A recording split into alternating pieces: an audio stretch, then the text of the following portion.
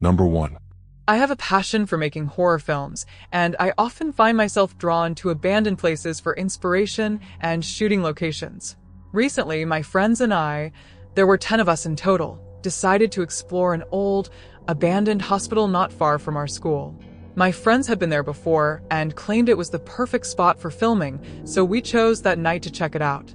When we arrived, I had my DSLR camera in hand, equipped with a handheld LED light to guide us through the dark.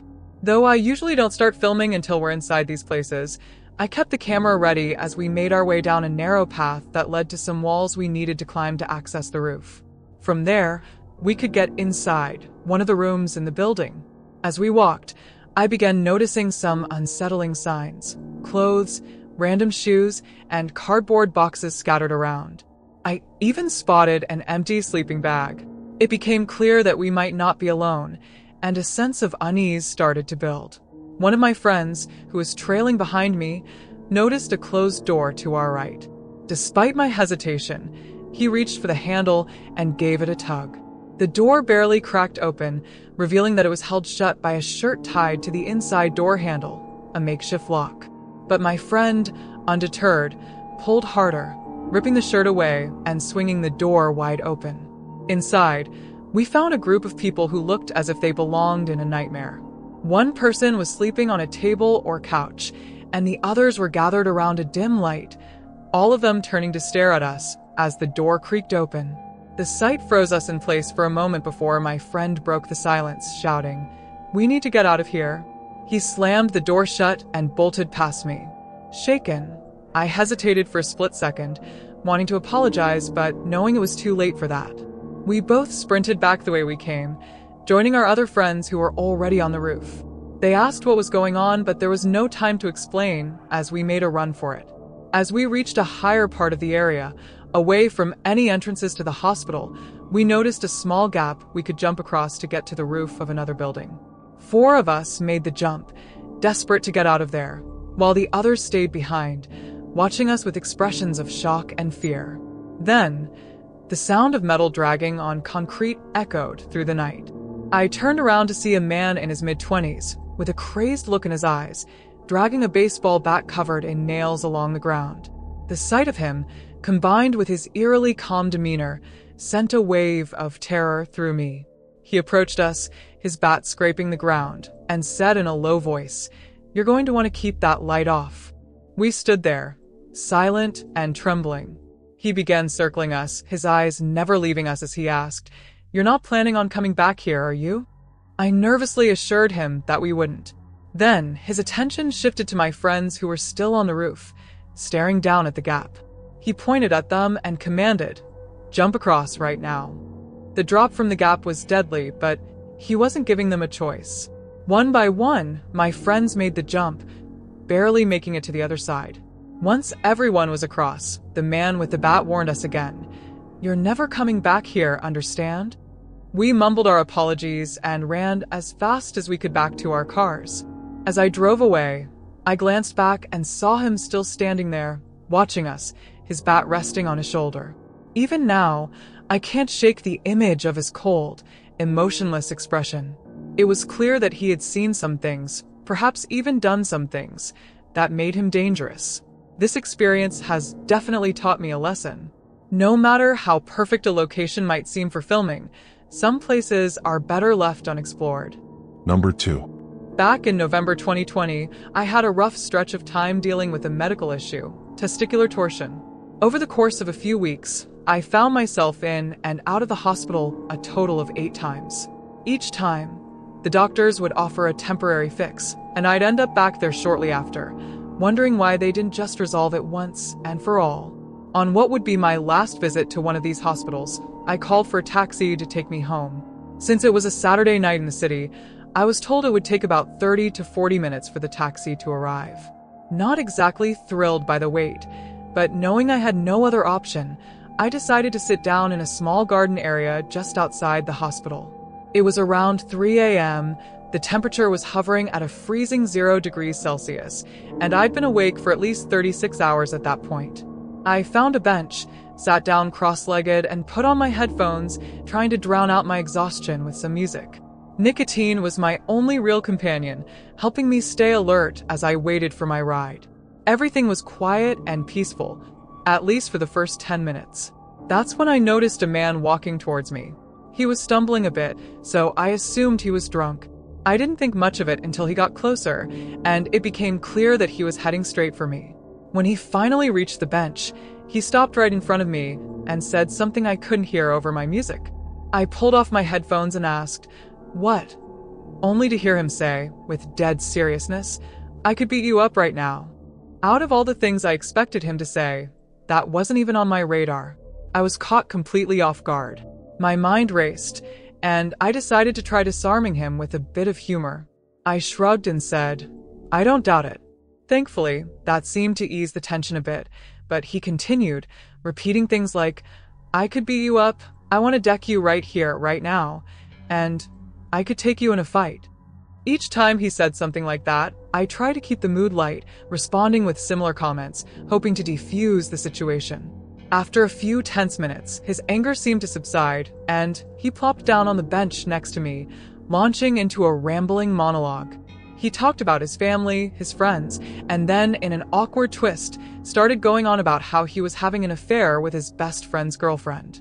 At one point, he looked down at my shoes and said, "Nice shoes, mate. Can I have them?" I firmly but politely told him no, thanking him for the compliment and mentioning that I got them on sale. Then, out of nowhere, he asked, "Can I touch them?" A big red flag went up in my mind, and I declined. Despite that, he reached down and started rubbing my shoe anyway. I was still sitting cross-legged on the bench, trying to figure out the best way to get out of this increasingly bizarre situation, when suddenly, in one swift move, he grabbed my ankle, yanked my leg up to his face, and put the entire toe of my size 11 Converse in his mouth. I was stunned into silence. I couldn't believe what was happening. I started looking around frantically, hoping someone would intervene, and thankfully, I saw a hospital security officer walking over. The officer asked if we were together, and before I could respond, the guy said yes. I immediately said no. The officer then asked if the man was a patient, to which I said yes, and the man said no. I explained to the officer that I was just waiting for my taxi, while the man continued to ramble on about something incoherent. The officer suggested that the man move along, and after shaking my hand, he finally walked off into the night. The officer, clearly as confused as I was, asked if I was okay. I told him what had happened, and he just shook his head in disbelief. With my taxi due in about 5 minutes, I decided to move to the opposite side of the hospital, closer to the taxi rank, to avoid any more strange encounters. Later, I asked some friends who are familiar with various drugs what might have been going on with that guy. Unanimously, they said he was probably on meth, and as for the whole shoe thing, they figured it was likely a fetish. That night was one of the weirdest experiences of my life, and it's something I'll never forget. Number 3. This incident happened about 3 months ago, and it's something that still lingers in my mind. To give you a bit of background, I've been dealing with chronic back pain due to an injury that has required 3 surgeries. Most of the time, I manage to push through it, but every few years, the pain flares up so badly that it takes a toll on my mental health. During those periods, I tend to withdraw from everyone, turning into a bit of a recluse. This worries my family, who seem to think I might do something drastic, although I've never given them any reason to believe that. Nevertheless, whenever I go through these rough patches, my family insists that I get checked out at the psych unit, which usually leads to a 72-hour hold, also known as a 5150. For those unfamiliar with the term, it's a mandatory 3-day observation period to assess if someone poses a danger to themselves or others. Fortunately, I have good insurance, so the facility I get sent to is more like a hotel with strict rules than anything else. The most uncomfortable part is being wheeled in on a gurney, strapped down, and paraded through the day room where all the other patients can stare at you. To paint a clearer picture of myself, I'm a man in my early 40s, standing a little over 6 feet 2 inches and weighing around 285 pounds. I've got tattoos covering both arms, and during these depressive episodes, I let my beard and hair grow wild, giving me the appearance of a stereotypical biker. While I'm usually friendly, my appearance often discourages people from messing with me, which I don't mind at all. Having been through this process a couple of times, I knew the drill. They checked me in, made sure I had no laces or anything that could be used to harm myself, and then escorted me to my room. The psych ward is co-ed, but roommates are always the same gender, so I wasn't worried about that. The rooms are basic, like a budget motel, with 2 beds, a bathroom that annoyingly lacks a full door, 1 desk, and each person gets their own dresser. When I arrived, it was around 3 p.m., and my new roommate, Tim, was sound asleep. Tim's deep sleep didn't seem unusual. After all, everyone in the ward was on different medications, and people had odd sleep schedules. I was exhausted myself after spending hours in the emergency room and getting checked into the ward, so I quickly fell asleep too. When I woke up, it was pitch dark outside, with only a dim floor light casting a faint glow in the room. Tim was awake now, sitting upright on his bed and making a soft pissed sound to get my attention. I introduced myself, trying to be as friendly as possible, figuring it's easier to get along in these situations. He responded by saying, "Yeah, I try to sleep as much as possible so I don't have to deal with any of these demons." That comment should have been a huge red flag, a sign that I should request a new room immediately. But Tim was smaller than me, and I knew everyone was searched upon arrival, so I didn't feel particularly threatened.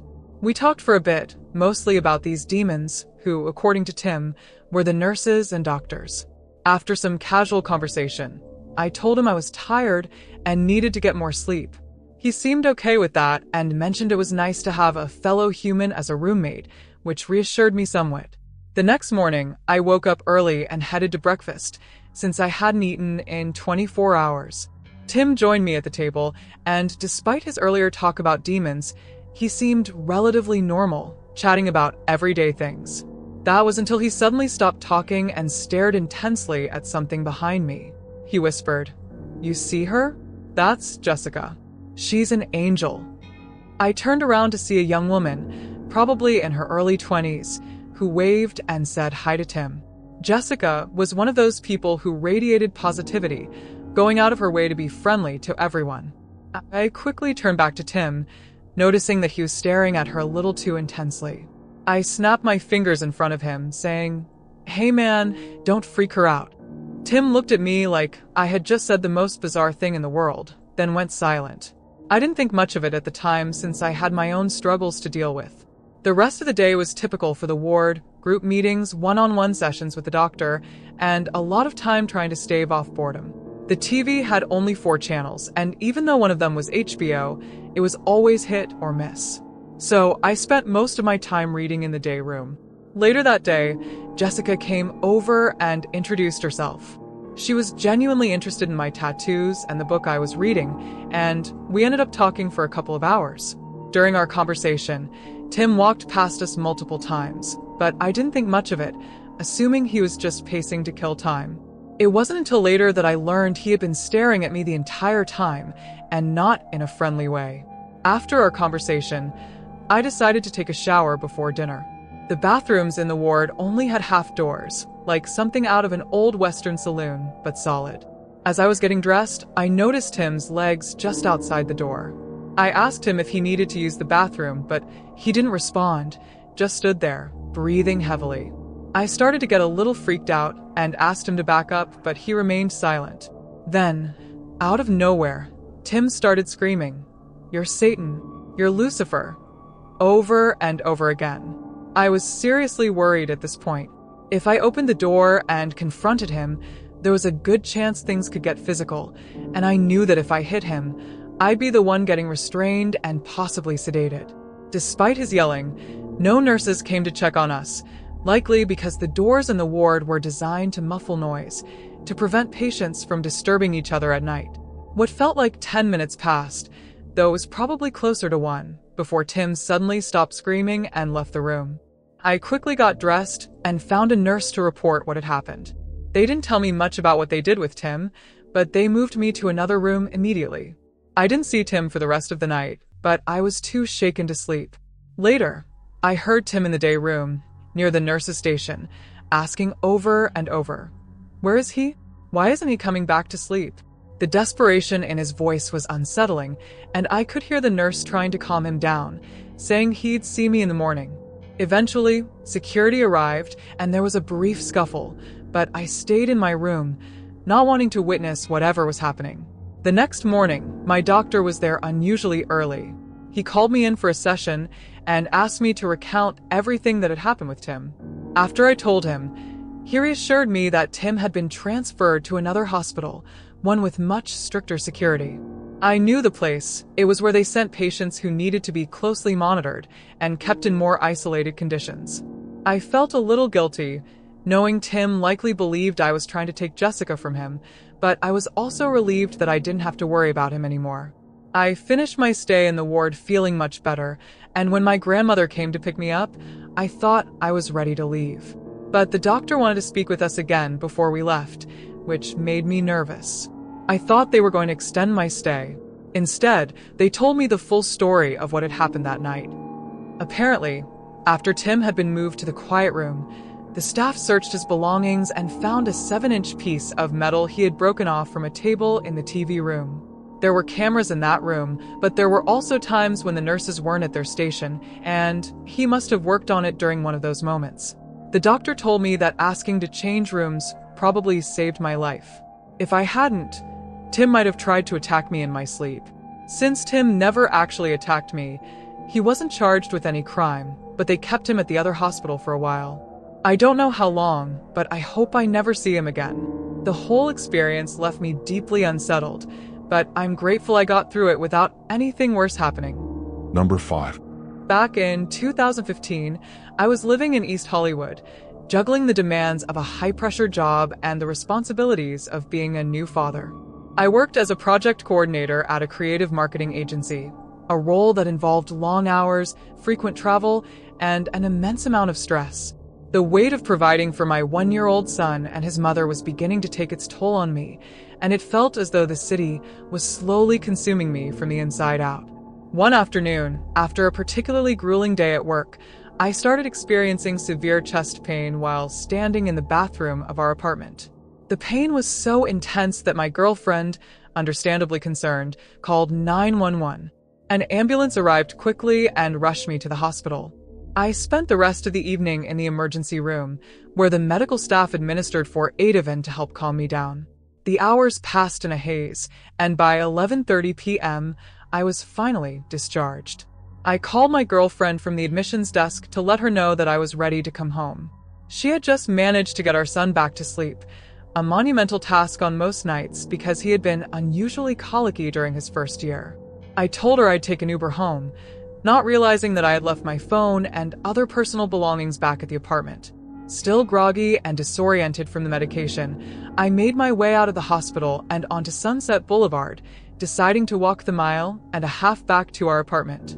As I walked westward, trying to shake off the lingering effects of the Ativan, a small, early 90s hatchback slowed down and began to drive alongside me. The driver, a man with a thick accent, called out to me, but I couldn't make out what he was saying at first. He pulled up closer and said my name. "Are you Max? You're Max, right?" He claimed that he had treated me at the hospital and offered me a ride home. I was still foggy-headed, but I remember thinking it was odd that he knew my name and had apparently just seen me at the hospital. The man was small and frail, wearing scrubs, and somehow he didn't seem like a threat.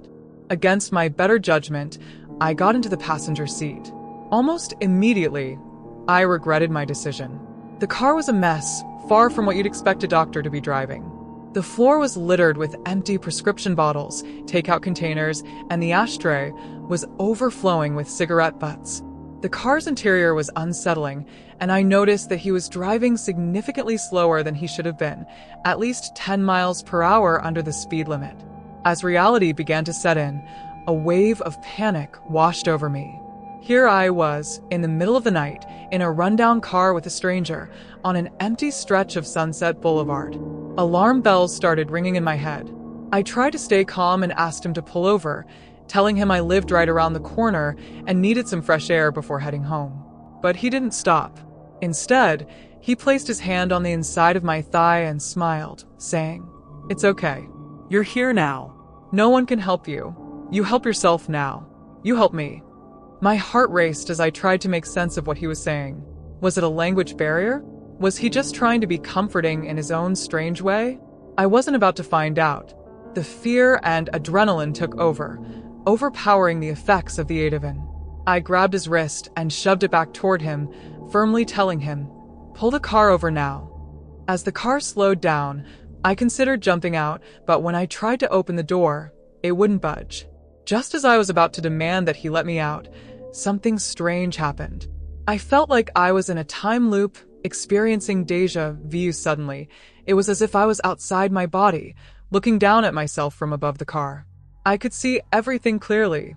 There I was, fully reclined in the passenger seat, with wide-open eyes and pupils the size of marbles. It was one of the scariest moments of my life. I wasn't sure if what I was seeing was real or just a product of my imagination, but I noticed that the man had one hand on the wheel and seemed to be frantically searching my pockets with the other. The next thing I remember is coming back to reality under the harsh fluorescent lights of a gas station. I was staring at the door latch, unable to move. Somehow, I found myself walking into a convenience store, looking for a phone to call anyone for help. I felt like I had been hit by a train, utterly confused and embarrassed, unable to articulate what had just happened. Time had become a blur. I didn't know if 15 minutes or 6 hours had passed since I got into that car, and I couldn't tell if anything had actually happened or if I had imagined the whole thing. As the sun began to rise, I found myself on the Sunset Strip, looking down at the hospital band still wrapped around my wrist. Memories of the panic attack in the emergency room came flooding back, the kind doctor who treated me and the kind woman who helped me call my girlfriend before I left. And then, there was that small, frail man in scrubs who had somehow known my name and offered me a ride home, even though I had never told him where I lived, and he had never asked. To this day, I don't know exactly what happened during those lost moments, but it remains one of the most unsettling experiences of my life. It serves as a reminder to always trust your instincts, even when you're not sure what's real and what's not. Thanks for watching. See you in the next video.